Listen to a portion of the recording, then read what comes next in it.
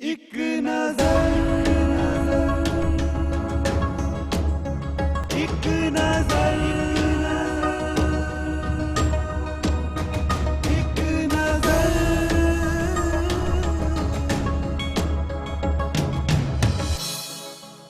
ਦੇਸ਼ ਵਿਦੇਸ਼ਾਂ ਦੇ ਵਿੱਚ ਟੀਵੀ 84 ਵੇਖ ਰਹੇ ਸਾਰੇ ਦਰਸ਼ਕਾਂ ਨੂੰ ਮੇਰੇ ਵੱਲੋਂ ਪਿਆਰ ਭਰੀ ਸਤਿ ਸ੍ਰੀ ਅਕਾਲ ਅਤੇ ਤੁਸੀਂ ਦੇਖ ਰਹੇ ਹੋ ਟੀਵੀ 84 ਤੇ ਵਿਸ਼ੇਸ਼ ਪ੍ਰੋਗਰਾਮ ਇੱਕ ਨਜ਼ਰ। ਜਿਵੇਂ ਕਿ ਪੂਰੀ ਦੁਨੀਆ ਦੇ ਅੰਦਰ ਇਹ ਗੱਲ ਮਸ਼ਹੂਰ ਹੈ ਕਿ ਹਜ਼ਾਰਾਂ ਧਰਮ ਇਸ ਦੁਨੀਆ ਦੇ ਅੰਦਰ ਮੌਜੂਦ ਨੇ ਅਤੇ ਉਹਨਾਂ ਧਰਮਾਂ ਦੇ ਮੁਤਾਬਕ ਉਸ ਧਰਮ ਨੂੰ ਮੰਨਣ ਵਾਲੇ ਲੋਕ ਉਸ ਧਰਮ ਦੇ ਅਕੀਦੇ ਅਤੇ ਉਸ ਧਰਮ ਦੀਆਂ ਸ਼ਰ੍ਹਾਂ ਦੇ ਮੁਤਾਬਕ ਉਸ ਧਰਮ ਦੀ ਰਹਿਤ ਮਰਿਆਦਾ ਦੇ ਮੁਤਾਬਕ ਆਪਣੀ ਜ਼ਿੰਦਗੀ ਜੀਂਦੇ ਨੇ। ਪਰ ਧਰਮ ਹੈ ਕੀ ਅਤੇ ਧਰਮ ਕਿਹੋ ਜਿਹਾ ਹੋਣਾ ਚਾਹੀਦਾ ਹੈ, ਇਸ ਬਾਰੇ ਅਸੀਂ ਅੱਜ ਗੱਲਬਾਤ ਕਰਾਂਗੇ।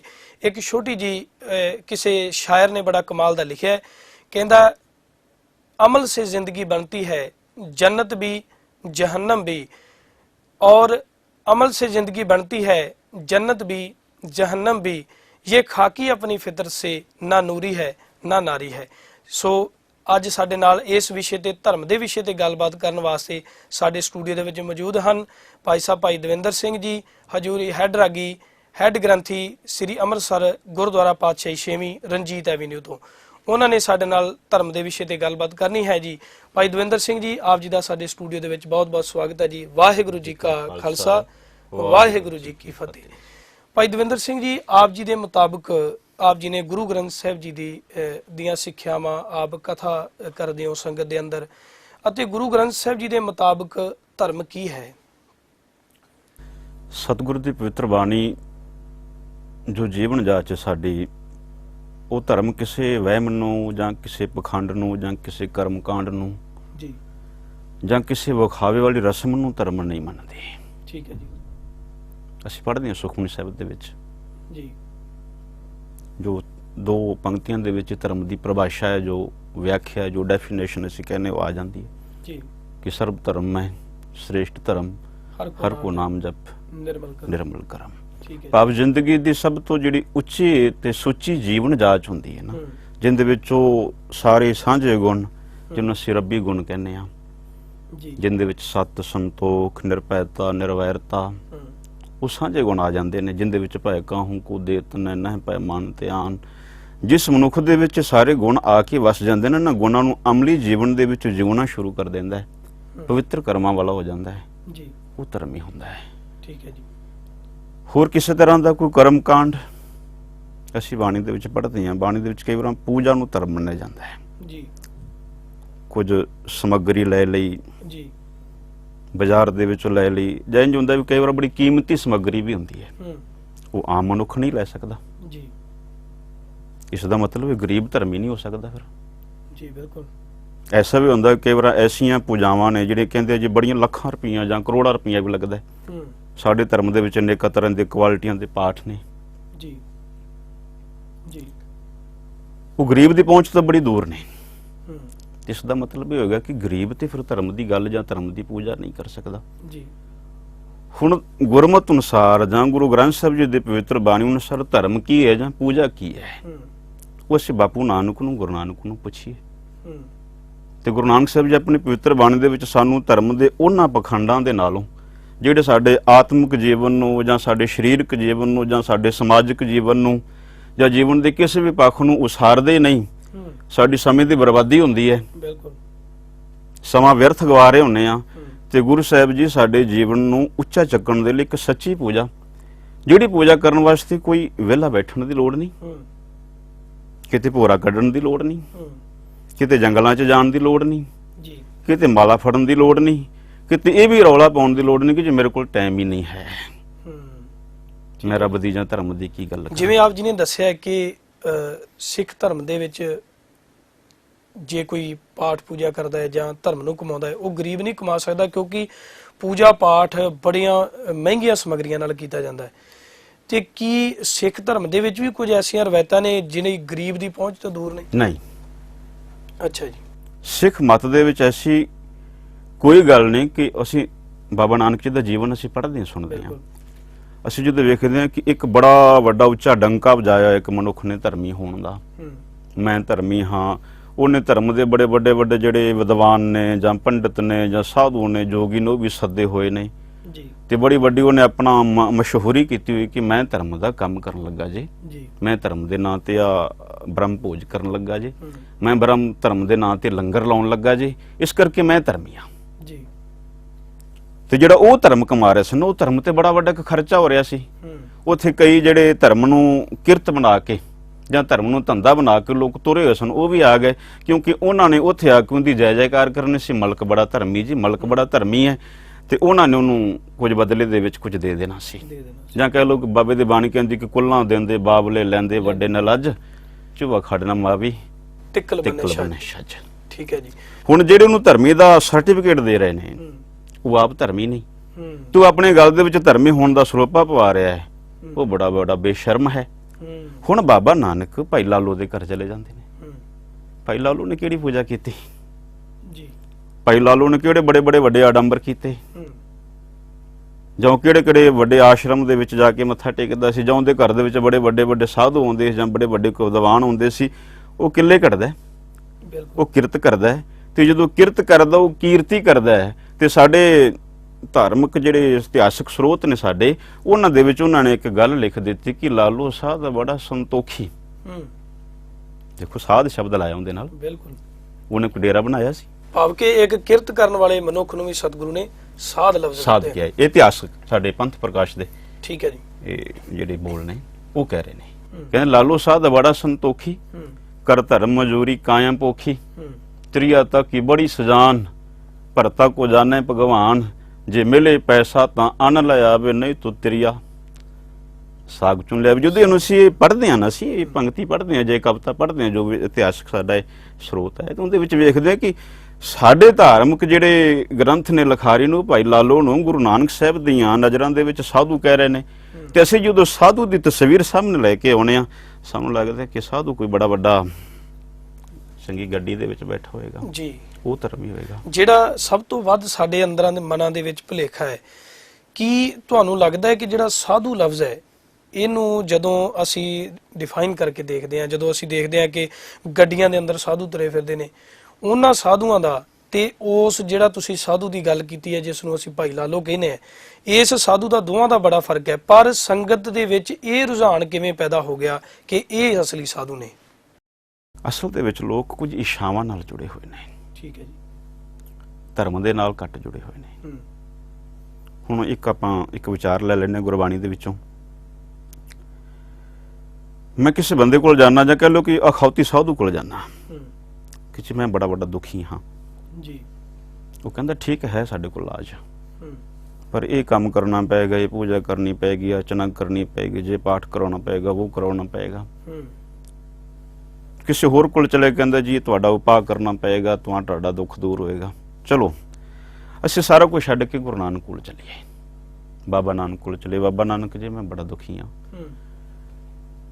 ਤੇ ਬਾਬਾ ਨਾਨਕ ਜੀ ਕੀ ਜਵਾਬ ਦਿੰਦੇ ਨੇ ਉਹ ਕਹਿੰਦੇ ਨਹੀਂ ਭਾਈ ਦੁੱਖ ਨਹੀਂ ਕੱਟੇ ਜਾਣੇ ਤੇਰੇ ਅੱਛਾ ਜੀ ਪਰ ਤੇਰਾ ਜੀਵਨ ਲੀਲਾ ਐਸੀ ਬਣ ਜਾਏਗੀ ਤੇਰੇ ਜੀਵਨ ਦੀ ਵਿਆਖਿਆ ਤੇਰੇ ਜੀਵਨ ਦੀ ਰਹਿਣੀ ਬਹਿਣੀ ਐਸੀ ਬਣ ਜਾਏਗੀ ਤੈਨੂੰ ਦੁੱਖਾਂ ਦਾ ਟਾਕਰਾ ਕਰਨਾ ਆ ਜਾਏਗਾ ਤੂੰ ਕਲਪੇਂਗਾ ਨਹੀਂ ਰੋਏਂਗਾ ਨਹੀਂ ਝੂਰੇਂਗਾ ਨਹੀਂ ਢੇਰੀ ਢਾ ਕੇ ਨਹੀਂ ਬਹਿ ਜਾਏਗਾ ਢੈਂਦੀਆਂ ਕਲਾ 'ਚ ਨਹੀਂ ਜਾਏਗਾ ਤੂੰ ਤੈਨੂੰ ਦੁੱਖ ਦੇ ਨਾਲ ਨਿਪਟਣਾ ਆ ਜਾਏਗਾ ਤੇ ਬਾਬੇ ਦੀ ਬਾਣੀ ਕਹਿੰਦੀ ਨਾਨਕ ਬੋਲਣ ਚਖਣਾ ਦੁੱਖ ਛੱਡ ਮੰਗੀਏ ਸੁੱਖ ਸੁੱਖ ਦੁੱਖ ਦੋਇ ਦਰ ਕੱਪੜੇ ਪਹਿਰੇ ਜਾਏ ਮਨੁੱਖ ਜਿੱਥੇ ਬੋਲਣ ਹਾਰੀਏ ਤਿੱਥੇ ਚੰਗੀ ਚੁੱਪ ਹੁਣ ਦੁੱਖ ਤੇ ਸੁੱਖ ਦੋ ਕੱਪੜੇ ਨੇ ਹੁਣ ਜਿਹੜੇ ਸਾਨੂੰ ਸੁੱਖ ਵੰਡਦੇ ਫਿਰਦੇ ਨੇ ਜਿਨ੍ਹਾਂ ਦੇ ਕੋਲ ਅਸੀਂ ਸੁੱਖ ਦੀ ਜਾ ਕੇ ਲਾਲਸਾ ਕਰਦੇ ਆ ਕਿ ਉਹ ਦੁਖੀ ਨਹੀਂ ਉਹ ਤਾਂ ਸ਼ਾਇਦ ਹੋ ਸਕਦਾ ਸਾਡੇ ਤੋਂ ਵੀ ਜ਼ਿਆਦਾ ਦੁਖੀ ਹੁਣ ਜਿੰਨਾ ਦੁਖੀ ਮਲਕ ਭਾਗੋ ਫਿਰ ਉਸੇ ਸਾਖੀ ਵੱਲ ਉਸੇ ਇਤਿਹਾਸਕ ਸਰੋਤ ਵੱਲ ਜਾਂਦੇ ਆ ਉਹਨਾਂ ਤੇ ਲਾਲੋ ਹੈ ਨਹੀਂ ਲਾਲੋ ਤਾਂ ਬੜਾ ਸ਼ਾਂਤ ਹੈ ਤੇ ਉਹਨੇ ਕਦੇ ਧਰਮੀ ਹੋਣ ਦਾ ਜਾਂ ਸਾਧੂ ਹੋਣ ਦਾ ਉਹਨੇ ਕਦੇ ਡੰਕਾ ਵੀ ਨਹੀਂ ਜਾਇਆ ਇਸ ਕਰਕੇ ਲੋਕ ਨੇ ਜਿਹੜੇ ਇਸ਼ਾਵਾਂ ਨਾਲ ਜੁੜੇ ਹੋਏ ਨੇ ਠੀਕ ਹੈ ਜੀ ਤੇ ਗੁਰੂ ਸਾਹਿਬ ਜੀ ਕਹਿੰਦੇ ਨੇ ਨਾਸ਼ਮਾਨ ਇਸ਼ਾਵਾਂ ਨੂੰ ਮਾਰ ਕੇ ਹੀ ਉਸ ਧਰਮ ਵਾਲੇ ਪਾਸੇ ਨੂੰ ਜਾਇਆ ਜਾ ਸਕਦਾ ਜਿਹੜਾ ਸਾਨੂੰ ਉੱਚਾ ਕਰਦਾ ਹੈ ਇਹਦਾ ਭਾਵ ਇਹ ਹੈ ਕਿ ਤੁਹਾਡੇ ਕਹਿਣ ਦਾ ਸਿੱਧਾ ਸਿੱਧਾ ਭਾਵ ਇਹ ਹੈ ਕਿ ਜਿਹੜੇ ਸਾਧੂ ਅੱਜ ਅਸੀਂ ਭੇਖੀ ਦੇਖਦੇ ਹਾਂ ਜਿਹੜੇ ਕਦੇ ਵੀ ਭਾਈ ਲਾਲੋ ਦਾ ਮੁਕਾਬਲਾ ਨਹੀਂ ਕਰ ਸਕਦੇ ਕਿਉਂਕਿ ਉਹ ਕਿੱਲੇ ਘੜਦਾ ਹੈ ਆਪਣੀ ਮਿਹਨਤ ਕਰਦਾ ਹੈ ਜੇ ਉਸ ਦੇ ਕੋਲ ਕੁਝ ਖਾਣ ਨੂੰ ਨਹੀਂ ਤੇ ਉਹਦੀ ਘਰ ਵਾਲੀ ਰਾਤ ਨੂੰ ਸਾਗ ਤੋੜ ਕੇ ਲੈ ਆਉਂਦੀ ਹੈ ਤੇ ਉਹ ਬੇਲੂਣਾ ਹੀ ਸਾਗ ਜਿਹੜਾ ਉਹ ਖਾ ਲੈਂਦੇ ਨੇ। ਇਹਦਾ ਭਾਵ ਗੁਰੂ ਨਾਨਕ ਸਾਹਿਬ ਜੀ ਨੇ ਆਪਣੀ ਬਾਣੀ ਅੰਦਰ ਲਿਖਿਆ ਕਿ ਨੀਚਾ ਅੰਦਰ ਨੀਚ ਜਾਤ, ਨੀਚੀ ਹੁਆਤ ਨੀਚ, ਨਾਨਕ ਤਿਨਕੇ ਸੰਗ ਸਾਥ, ਵੱਡਿਆਂ ਸਿਓ ਕੈ ਰੀਸ। ਤੇ ਜਿਹੜੇ ਸਾਧੂ ਅੱਜ ਵੱਡੇ ਬਣੇ ਬੈਠੇ ਨੇ, ਇਹਦਾ ਭਾਵ ਹੈ ਕਿ ਇਹ ਸਾਡੀ ਸੰਗਤ ਦੀ ਜਾਂ ਅਗਿਆਨਤਾ ਲਾ ਲਓ, ਜਾਂ ਸਾਨੂੰ ਅਜੇ ਤੱਕ ਅਸੀਂ ਗੁਰੂ ਗ੍ਰੰਥ ਸਾਹਿਬ ਦੀ ਬਾਣੀ ਨੂੰ ਅਜੇ ਪੜ੍ਹਿਆ ਹੀ ਨਹੀਂ। ਗੁਰੂ ਗ੍ਰੰਥ ਸਾਹਿਬ ਦੀ ਪਵਿੱਤਰ ਬਾਣੀ ਨੂੰ ਜਦੋਂ ਪੜ੍ਹੀਏ ਨਾ ਜੀ, ਜਦੋਂ ਆਪਾਂ ਸ਼ੁਰੂ ਕੀਤੀ ਸੀ ਗੱਲ, ਧਰਮ ਦੀ ਵਿਆਖਿਆ ਦੀ ਗੱਲ ਸ਼ੁਰੂ ਕੀਤੀ ਸੀ। ਧਰਮ ਦੀ ਗੱਲ ਸੀ ਕਿ ਚੰਗਾ ਜੀਵਨ ਜਿਉਣਾ, ਜੀ, ਉਸ ਵਾਹਿਗੁਰੂ ਨੂੰ ਯਾਦ ਰੱਖਣਾ। ਹੂੰ, ਜ਼ਿਆਦਾਤਰ ਗੁਰਬਾਣੀ ਨੂੰ ਅਸੀਂ ਮੰਤਰਾਂ ਵਾਂਗੂ ਪੜ੍ਹਿਆ ਹੈ। ਹੂੰ, ਜਾਂ ਇੰਝ ਕਹਿ ਲੈ ਕਿ ਤੂੰ ਪਾਠ ਕਰਦੇ ਫਾਇਦਾ ਮੈਨੂੰ ਹੋ ਜਾਏ, ਐਸਾ ਨਹੀਂ ਨਾ ਹੁੰਦਾ। ਜੀ, ਰੋਟੀ ਤੁਸੀਂ ਖਾਓ ਤੇ ਭੁੱਖ ਮੇਰੇ ਲੈ ਜਾਏ, ਬਿਲਕੁਲ। ਰੋਗੀ ਮੈਂ ਹੋਵਾਂ ਹੂੰ, ਤੇ ਦਵਾਈ ਅੱਖਾਂ ਜੀ ਤੁਸੀਂ ਨਵਜੋਤ ਸਿੰਘ ਜੀ ਤੁਸੀਂ ਦਵਾਈ ਲੈ ਲਓ, ਮੇਰੇ ਤੋਂ ਲੈ ਲਓ ਪੈਸੇ, ਹੂੰ, ਮੈਂ ਠੀਕ ਹੋ ਜਾਵਾਂ। ਹੁਣ ਚਲੋ ਗੁਰਬਾਣੀ ਵੱਲ ਚੱਲੀਏ, ਆਪਾਂ ਸਤਿਗੁਰ ਦੇ ਪਵਿੱਤਰ ਸ਼ਬਦ ਵੱਲ ਚੱਲੀਏ। ਜੀ, ਗੁਰੂ ਨਾਨਕ ਸਾਹਿਬ ਜੀ ਕਿਸਾਨ ਕੋਲ ਬੈਠੇ ਨੇ ਜਾ ਕੇ। ਹੂੰ, ਅਸੀਂ ਅਖੌਤੀ ਜਾਂ ਇਹਨਾਂ ਭੇਖਾਂ ਦੇ ਨਾਲ, ਡੇਰਿਆਂ ਦੇ ਨਾਲ ਜਾਂ ਭੋਰਿਆਂ ਦੇ ਨਾਲ, ਮੱਠਾਂ ਦੇ ਨਾਲ ਕਿਉਂ ਜੁੜ ਗਏ? ਹੂੰ, ਕਿਉਂਕਿ ਗੁਰਬਾਣੀ ਦੀ ਵਿਚਾਰ ਅਸੀਂ ਆਪ ਨਹੀਂ ਕੀਤੀ, ਜਾਂ ਜਿਹੜੇ ਗੁਰਬਾਣੀ ਸਾਡੇ ਤੱਕ ਪਹੁੰਚਾ ਰਹੇ ਨੇ ਉਹ ਸਹੀ ਰੂਪ ਦੇ ਵਿੱਚ ਪਹੁੰਚਾ ਨਹੀਂ ਰਹੇ, ਹੂੰ, ਜਾਂ ਉਹ ਸੱਚ ਅੱਜ ਸੁਣਨ ਦਾ ਸਾਡਾ ਉਹ ਹਾਜ਼ਮਾ ਨਹੀਂ ਪੂਰਾ ਹੋਇਆ ਜੀ, ਸੁਣ ਸਕੀ ਸੱਚੋ।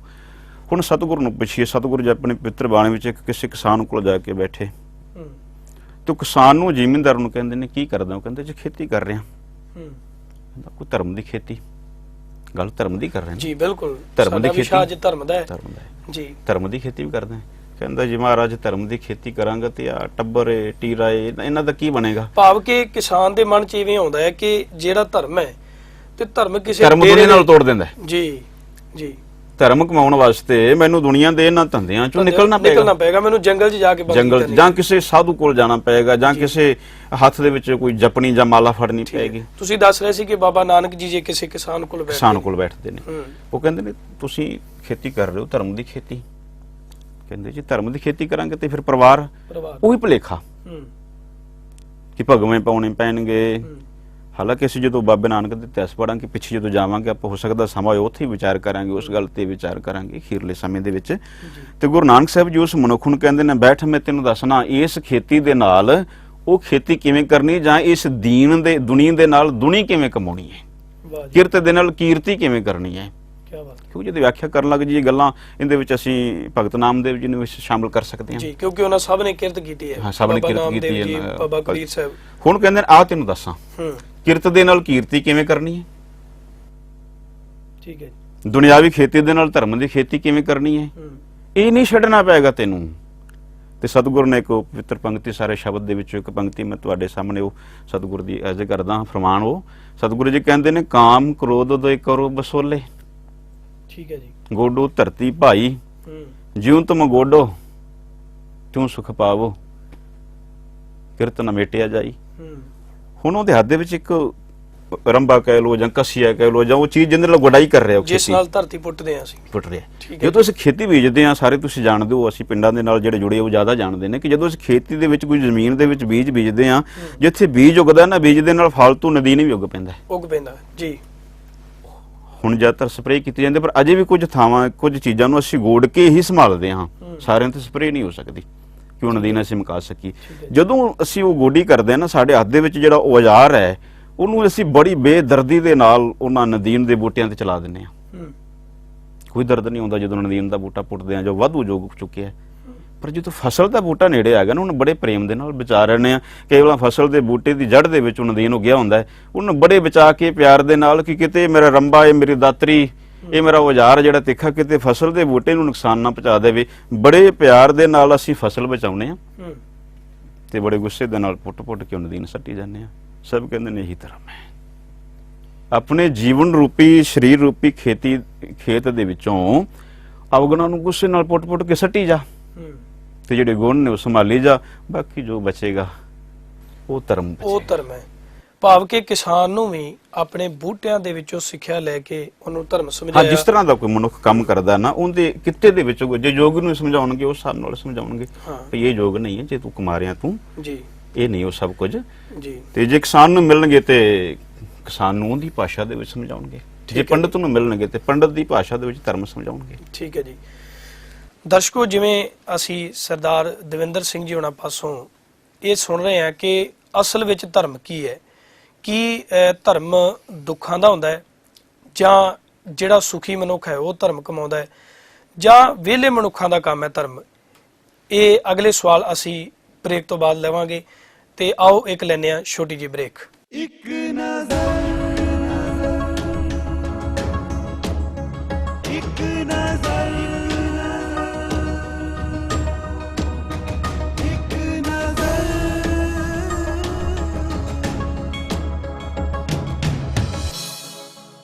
ਇੱਕ ਨਜ਼ਰ ਇੱਕ ਨਜ਼ਰ ਇੱਕ ਨਜ਼ਰ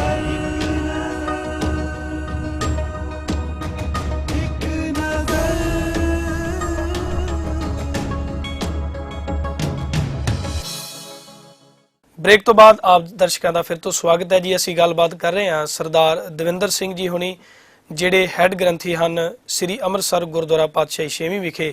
ਸਾਡੇ ਨਾਲ ਧਰਮ ਦੇ ਵਿਸ਼ੇ ਤੇ ਉਹ ਚਰਚਾ ਕਰ ਰਹੇ ਨੇ। ਆਓ ਗੱਲਬਾਤ ਨੂੰ ਅੱਗੇ ਤੋਰਦੇ ਹਾਂ। ਸਰਦਾਰ ਦਵਿੰਦਰ ਸਿੰਘ ਜੀ, ਜਿਵੇਂ ਕਿ ਕਿਹਾ ਜਾਂਦਾ ਹੈ ਕਿ ਕਿਸੇ ਵਿਦਵਾਨ ਨੇ ਬੜਾ ਕਮਾਲ ਦਾ ਲਿਖਿਆ ਹੈ। ਉਹ ਕਹਿੰਦਾ ਕਿ ਲੋਕ ਸੁਖਮਨੀ ਸਾਹਿਬ ਦਾ ਪਾਠ ਕਰਦੇ ਨੇ ਗੁਰਦੁਆਰਾ ਸਾਹਿਬ ਦੇ ਜਾ ਕੇ, ਕਿਉਂਕਿ ਇਹ ਵੀ ਇੱਕ ਧਰਮ ਹੈ, ਤੇ ਉਹ ਸੁਖਮਨੀ ਸਾਹਿਬ ਦੇ ਪਾਠ ਦੇ ਅੰਦਰਲਾ ਧਰਮ ਨਹੀਂ ਕਮਾਉਂਦੇ। ਉਹ ਆਪਣੇ ਸਰੀਰ ਦੇ ਦੁੱਖਾਂ ਦੀ ਗੱਲ ਕਰਕੇ ਹਾਲਾਂਕਿ ਜਿਹੜਾ ਸੁਖਮਨੀ ਸਾਹਿਬ ਹੈ ਉਹ ਮਨ ਦੇ ਦੁੱਖ ਦੀ ਗੱਲ ਕਰਦਾ ਹੈ, ਪਰ ਸਭ ਤੋਂ ਵੱਧ ਅਰਦਾਸਾਂ ਜਿਹੜੀਆਂ ਨੇ ਉਹ ਸਰੀਰਕ ਸੁੱਖ ਵਾਸਤੇ ਹੁੰਦੀਆਂ ਨੇ। ਇਹਦਾ ਕਾਰਨ ਕੀ ਹੈ? ਅਸਲ ਵਿੱਚ ਨਾ ਅਸੀਂ ਫਿਰ ਉੱਥੇ ਗੱਲ ਆ ਜਾਂਦੇ ਹਾਂ ਇਸ਼ਾਵਾਂ। ਦੂਜੀ ਗੱਲ, ਇਹ ਵੀ ਇੱਕ ਤਰ੍ਹਾਂ ਦਾ ਨਾ ਜਿਵੇਂ ਰਿਸ਼ਵਤ ਦੇਣੀ ਹੁੰਦੀ ਹੈ। ਅੱਛਾ ਜੀ। ਮੈਂ ਸਤਿਗੁਰੂ ਦੀ ਪਵਿੱਤਰ ਬਾਣੀ ਜਦੋਂ ਪੜ੍ਹਦਾ ਨਾ, ਕਈ ਵਾਰ ਅਰਦਾਸ ਕਰਨ ਦੀ ਜਦੋਂ ਗੱਲ ਆਉਂਦੀ, ਅਰਦਾਸ ਵੀ ਧਰਮ ਦਾ ਕਿੱਸਾ ਹੈ, ਜਾਂ ਕਲ ਧਰਮ ਸ਼ੁਰੂ ਹੀ ਇੱਥੋਂ ਹੋਏਗਾ। ਬਿਲਕੁਲ, ਕਿਉਂਕਿ ਅਸੀਂ ਜਦੋਂ ਅਰਦਾਸ ਕਰਦੇ ਹਾਂ ਤਾਂ ਉਹਦਾ ਅੱਗੇ ਅਰਦਾਸ ਹਮਾਰੀ ਜੀਓ ਪਿੰਡ ਸਭ ਤੇਰਾ। ਜੀ ਹੁਣ ਅਸੀਂ ਅਰਦਾਸ ਕਰਨ ਲੱਗੇ ਗੁਰੂ ਸਾਹਿਬ ਜੀ ਨੇ ਸਾਨੂੰ ਦੱਸਿਆ ਭਾਈ ਉਹ ਤੋਂ ਅਰਦਾਸ ਕਿਵੇਂ ਕਰਨੀ ਹੈ ਤੇ ਕਿਹੋ ਜਿਹਾ ਬਣ ਕੇ ਕਰਨੀ ਹੈ। ਹੁਣ ਅਰਦਾਸ ਕੀਤੀ, ਸਤਿਗੁਰੂ ਨੇ ਮੱਤ ਦਿੱਤੀ ਕਿ ਜੀ ਕੀ ਬਿਰਥਾ ਹੋਏ ਸੋ ਗੁਰ ਪੈ ਅਰਦਾਸ ਕਰ, ਛੋੜ ਸਿਆਣਪ ਸਗਲ ਮਨ ਤਨ ਅਰਪ ਧਰ। ਜੀ